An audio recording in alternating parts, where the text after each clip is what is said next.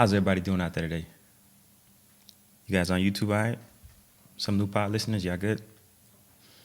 Nice, that's what I like to hear. My name is Wendy. I'm the curator of Thought Survey of Information here on the Some New Pod and here on Wendy's Philosophy. I want to thank you guys for tuning in. This is third run. Still got some being edited. Shout out to Javed, but we're going to be coming out with that very shortly. Started a nice little series on Haiti. I hope you guys like it once I do finally drop it. But today, we're going to be deviating just a little bit because it still kind of deals with Haiti. But this is going to be Abraham Lincoln today. Reason why we're bringing him up because there was a lot of questions on his validity. And by the way, this is somebody who's my favorite president. One of my favorite people that has existed as far as research and studies on this country's history goes. He's world history for sure, but he's definitely my favorite president. And I hope after this, if he's not on your top list, he can climb up a little bit. But yeah, we're going to get into whether or not he hated black people, quote unquote, black people or Africans. In my research, or in my memory, if my memory serves me correctly, he started receiving a whole bunch of backlash in like the 2010s, around that time. Late 2010s, I started hearing some backlash. So he hated Africans, he hated black people. He didn't want black people to live with at the time, the dominant society. Once they were freed, he didn't want them here. But yeah, we'll touch into that. We'll go into that a little bit. But yeah, I just, based on my studies and my information, I felt super comfortable talking about him to anyone, and I felt super comfortable with the information that I knew. This was based on lots of research. Some of the best historians have touched on this. So, like I said, I felt very comfortable with that. And today I'll go over just a few of that because I want to keep this video as short as can be. Guys on YouTube, I'm going to try to keep this under 13, 14 minutes, 14 minutes at the max. Let's see. If anything, you guys won't know. It'll still be 14. I'll have Javed cut it down to that. But definitely appreciate you guys again for joining. Let's start the show. 4, 3, 2. All right.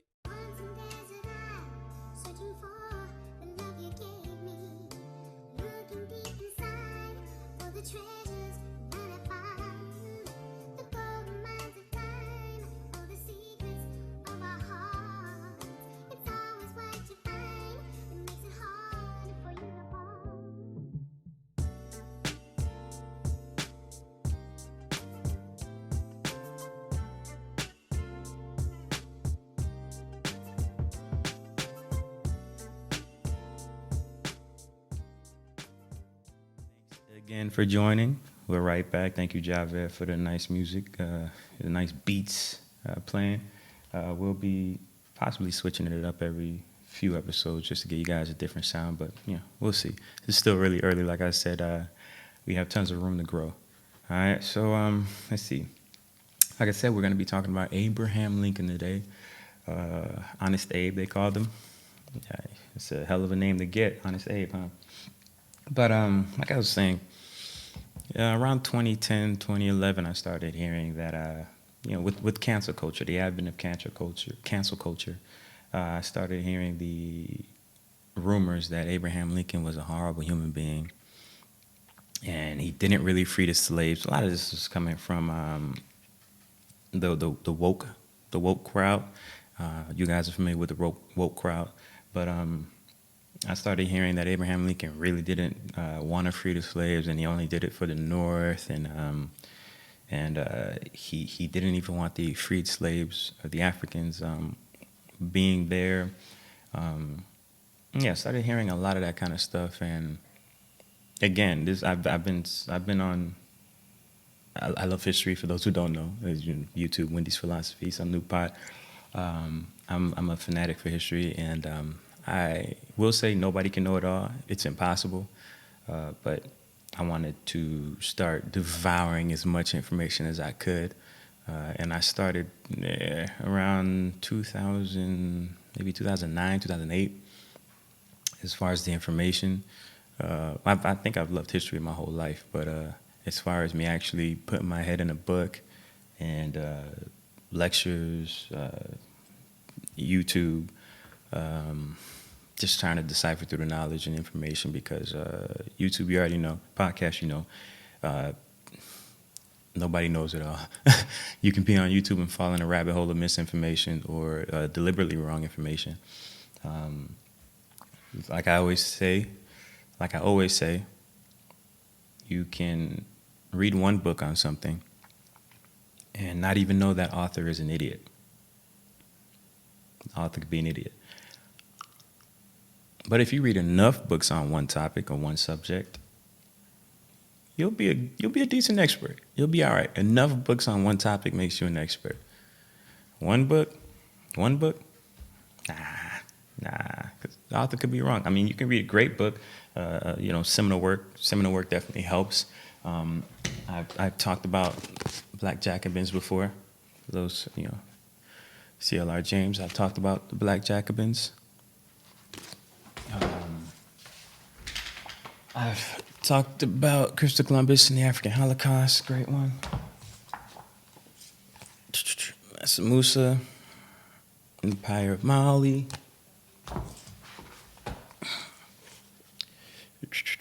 Came before Columbus. And it's funny, but this is just, that was, the books that were here on the table from another video that I actually did. But Abraham Lincoln books are in the office, and I would have those stuck in there. But whatever, that's neither here or there. I'll pull up some of those titles for you guys, maybe next video or something like that. Or maybe I'll just do an impromptu YouTube and show you guys a few of the ones that I have. But yeah, a lot of that information was very interesting. And as somebody who studied Lincoln, I kind of felt the way, but it is what it is. So let's see. Abraham Lincoln, February 12th was his born day, and that was in 1809. As those of you, I'm sure, have heard that he was born in a log cabin in Kentucky, and that is actually true. He was born to Thomas and Nancy Lincoln. His mother died at a young age. Lincoln seemed to be one of those fellas that knew he was different, and knew at the time that his circumstances wouldn't mean that his life was insufficient, or he knew that his current stature in life wasn't the end all be all.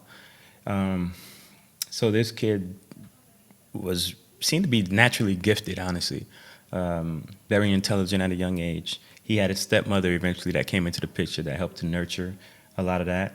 At some point, he decided to become an attorney, but to do this, he needed money, helping out the family. And this is around the time where the nation was expanding. There were a lot of wars with Native American tribes. We'll get into that another video. YouTube especially, we'll get into that at some point. But I'm not saying it was right or wrong. It was just, man of his time. The nation was in a specific place. So yeah, Indigenous Peoples Day, salute. But this is what was going on at the time. There were a lot of wars with Native tribes, and he was involved in a few of those for sure. Worked in a law office, became an attorney. Brilliant dude, brilliant philosophical mind. He wanted to learn as much as possible. Let's see here. But that's just some of his background. Obviously, you guys know he eventually became the president, signed the Emancipation Proclamation, which led to slaves being freed. Not everywhere, obviously, because information didn't travel that fast, right? It's not like he can just send an email or make a decree that would reach every corner of the world all at one time. He couldn't do that. But nonetheless, this was one of these seminal actions that led to the freeing of the slaves. right? So yeah, he gets in my book he gets props for that. So let's see. Let's see. So pretty much what annoyed me about people saying that Abraham Lincoln was only interested in the North, wasn't interested in black people, quote unquote black people at all, and was only doing this for the benefit of the North. What annoyed me with that is you never hear any of those people, and when I say people, I don't know, Russian, I don't know if this is just super woke people on the internet that have misinformation. I don't necessarily know where it's coming from, but it's misinformation, and it's very annoying. Sorry about that, YouTube. I don't know if you guys saw that, but yeah, I don't know where this information is coming from, but it's super annoying because as somebody who has read up on this guy, I know about the Freedman Bank, right? And that's a bank that he helped start that was due once the Emancipation Proclamation went through, that was supposed to help the freed slaves to learn financial freedom, give them a place to put their money, whatever was going to be able to help them. He knew that economic base was going to be the start of that. And this was the point of the Freedman Institute, the Freedman Bank, all right? Another, Frederick Douglass. It's notably one of his great friends. In fact, Carter G. Woodson, great educator, brilliant man, legend, started U.S. Negro History Week, right, in the early 1920s, mid-1920s. He started that because, one, there wasn't really an educational base for what was called at the time Negro history in this country at all. Not surprising to you guys out there, I'm sure. But he started it so that there could be, something being taught on quote-unquote black people at the time, Negroes. And it's what eventually led to Black History Month, right? And for those of you out there who've always said, "Oh, Black History Month is terrible. We don't need it. They gave us the shortest month. This is what the white people handed down to us. What quote unquote white people handed down to us." Nah. Negro History Week was strategically put, or intentionally put, between Abraham Lincoln and Frederick Douglass's birthday, the two friends. They happen to have birthdays in February. Carter G. Woodson chose this strategically, or intentionally, I should say. And 50 years later, it took 50 years for a week to become a month. If it was in March, it would have been in March. If it was in October, it would have been in October. If it was in January, it would have been in January. It had nothing to do with giving quote-unquote black people the shortest month. Again, this is how misinformation is spread. Something that sounds legit to a limited scope of information, to someone with a limited scope of information on any given topic. I don't know if you want to call it confirmation bias. I don't know. I don't know what we want to call it. I think confirmation bias is a big one. It's not cognitive dissonance, but yeah, just confirmation bias. Whatever you may have thought based on a little bit of information gets confirmed with another teaspoon of information that is actually incorrect. So yeah, guys, Black History Month had nothing to do with wanting to hurt black people. It was always going to be in February. It was intentional by Carter G. Woodson. All right. But yeah, that was one of the biggest things that I didn't like. A lot of flack he got because of that. I'm glad we were able to. Now we got the internet, guys. We got all kind of books. We got the internet. So there's no way we're gonna keep all this misinformation. That's why the world's changing so rapidly. Yeah, there's a lot of wrong stuff, but all the good information is out there too. That if you really want the information, you can find it. Like I said, read one book and think you're an expert, you're a fool. Read enough books on a topic, you can have a conversation with anybody, all right, including experts and historians, right? Maybe even become one yourself. That's how I see it. So, so that's one of the biggest things. Why would a guy, and that's in my estimation on Abraham Lincoln again, Why would a guy that hates African Americans, that hates Africans, that hates the Negro, quote unquote Negro race, what it was called back then, why would somebody that hates these people create a bank for them? Why would he advocate for their education? Makes no sense to me. Makes no sense at all. All right. On top of that, he was assassinated, guys. He was assassinated on top of that. Andrew Johnson, the president that came in next, I think he was the first president to be impeached, by the way. But when he came in, they stripped the bank. The bank was ransacked. Money was stolen. This might have been one of the first instances where quote-unquote black people were taught to not trust the institutions of banks. So you hear a lot about mattress money and stuff like that. Yeah, it's because money was routinely being stolen. So yeah, that's another tidbit for you guys out there. Let's see here. There's another thing that I wanted to touch on as far as Lincoln goes. Got the Freedmen Bank. Oh yeah. So another one that I heard was because he, during a speech, he spoke on, and this is a little before the Emancipation Proclamation, but he suggested actually moving the freed slaves to Liberia, or the Republic of Haiti, as it was known at the time. In Liberia, it was started by the American Colonization Society in 1822. Just brief. They declared their independence in 1847 and was recognized by the U.S. in 1862. Liberia is a place that began as a settlement, and like I said before, of the ACS, the American Colonization Society. And they believe that, quote-unquote, black people would face better chances for freedom and prosperity in Africa than in the United States. Word to Marcus Garvey, who the nation and the FBI and all the jealous people did in. Very messed up. I'll definitely do a video on Garvey at some point. But, yeah, if you like Bob Marley, you like Garvey. But, yeah. Lincoln, Haiti or Liberia? The Republic of Haiti or Liberia? As somebody who loves history and thinks of it contextually, because a lot of times we, as people in 2021, don't think of history contextually. We think of history like if we're talking about 1830.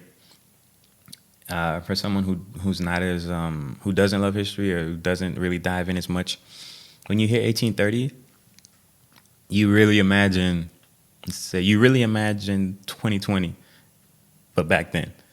You know what I'm saying? Like, you're not really contextually taking in what 1830 means. You know what I mean? What it means to the world, what it means to our country, what it means to people in general. Because there's no context there. You don't know anything about that time. I don't even think we think, oh, it's hundreds of years ago. Again, this is just from my learning. I listen to a lot of people, regular people I know, friends, associates or whatever, and just talking to them briefly about history. This is why I pick up that notion. We're thinking about today back then, and that's the wrong way to think about it, because change is the only constant. Historically, things always change. Nothing necessarily remains the same. We reach for nostalgia a lot, but nothing really remains the same. So yeah, that's a little bit on that, excuse me. But yeah, Haiti or Liberia, I think would have been a great thing. We might have already had Wakanda, the real Wakanda, because at the time Haiti was going around freeing different places, or attempting to free. I know Venezuela was successful. There was a few other successful attempts, but yeah, Haiti was going around the world, helping different societies, helping different groups of people, colonized people, enslaved people. Not only that, but they were setting the baseline as far as people's liberation struggles. Nat Turner, Denmark Vesey, Gabriel Prosser. This is what those Africans that we now call Haitians were doing. I'm super proud of this knowledge and information. And that's another point of this channel, to kind of get this information out there because it's not really information that a lot of us really know, and I want to put a change to that. So yeah, definitely want to put a change to that. Imagine if all the freed slaves were sent to Haiti. Sounds amazing. That sounds amazing to me. And around this time, this is the mid 1850s, late 1850s. No, actually, this is around the 1850s, 1860s. Yes. Yeah, Haiti, yeah, was free a few decades, man. Fought for their freedom a few decades. And we're going around helping at this point. Soon they'd be on the radar of the United States. They were already on the radar, really, because Louisiana purchased in 1903, but they're at this point, they've beaten France a few decades ago, and this is when they're going around the world doing different things. I believe there was a war with the Spaniards on the other side of the island, not the Dominicans, people. Spain owned that side of the island. But yeah, man, that's just, honestly, I don't know what else I could say about Lincoln outside of his regular biographical stats, and you guys can look that up yourself. I just wanted to touch on those few bases. If you guys have any questions, comments, or anything, please leave them down below on the YouTube. Hit me up on the socials for the pod. Leave comments on Apple. Going to be doing a lot more short videos like this. Like I said, for the podcast, we're going to cut this down to 14 minutes. I think that'll be cool. 14th president. For the YouTube, y'all see whatever y'all see. I'm going to cut out some of this, but y'all going to see most of this. I like it to be like a background of the pod or whatnot. But I appreciate you guys. I really thank you for tuning in. Once again, this is Wendy, the curator of Thought Survey of Information, coming at you with another video, another podcast. I appreciate it. And guys, please remember, we are atoms crashing and universes colliding. Be sure to make your mark. Peace. Thank y'all for sticking with me through the whole video. I hope you guys got something from it. So YouTube, just as promised, I wanted to show you a few of the books that helped me get to that point of understanding, at least. And obviously, there's still a lot of learning to go, but we'll start with Miseducation of the Negro. This is just one cover for it, many different covers. It's a legendary book. It's by Carter G. Woodson. All right, so Carter Godwin Woodson, I brought him up because this was the great man that started Negro History Week. But this is an amazing piece of work. It's seminal. Must have. Miseducation of the Negro. I also brought up Marcus Garvey. Philosophies and Opinions of Marcus Garvey. Because we brought up how Lincoln wanted to move the freed Africans to Haiti or Liberia. And if you know anything about the Black Star Line, this gentleman here, suggestion, because when history is written by the victor, so to speak, you get a skewed view. So if you're going to read up on him, really read up on him. And also read up on the FBI files that were released, all right? So you know the shady stuff that they were doing, especially back then when we talk about COINTELPRO, et cetera, et cetera. So now, the main subject of this, Abe Lincoln. Take a look. All right, the Radical and the Republican. So yeah, Abe Lincoln and Fred Douglass. This is a really good book. Definitely enjoyed it, and as you see from the pages, it's not like a super crazy read, but it's a good one. All right, The Radical and the Republican by James Oakes. All right. So this is another one. I haven't finished this one yet, but like I said, Lincoln, somebody I've been on for a while, but this is Lincoln by David Herbert Donald. All right, it's a good one. It's already getting some. I gotta keep this safe. But this is a hefty book. It's thick. And Team of Rivals. It's another one. The Political Genius of Abraham Lincoln. All right, Team of Rivals. If you're looking into reading, I don't know, skimming, learning as much as you can on some of the things that I brought up. Oh, and you can also Google Freedman Bank, right? Get a bit of information on that. Andrew Johnson, to see all the stuff that he tried to pull back after Lincoln was assassinated. Like I said before, guys, this is a president that was assassinated. That didn't happen often, but back then it was easier to get away with a lot of stuff as far as mischievous or evil groups of people or evil entities within our government and establishment. It was a lot easier to get away with a lot of quote unquote fuck shit. So, like I said, guys, if you're going to be looking into any of these people, please do your due diligence. Use your discretionary mind. Read as much as you can on it. Don't just read one thing. Read a multitude of different things on that one thing, guys. All right.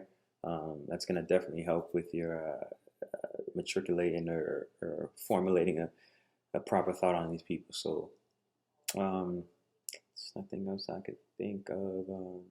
Yeah, Freedman Bank, Team of Rivals. All right, Lincoln, and this is the version by David Herbert Donald. All right, because there's a lot of different books on Lincoln. The Radical and the Republican by James Oakes.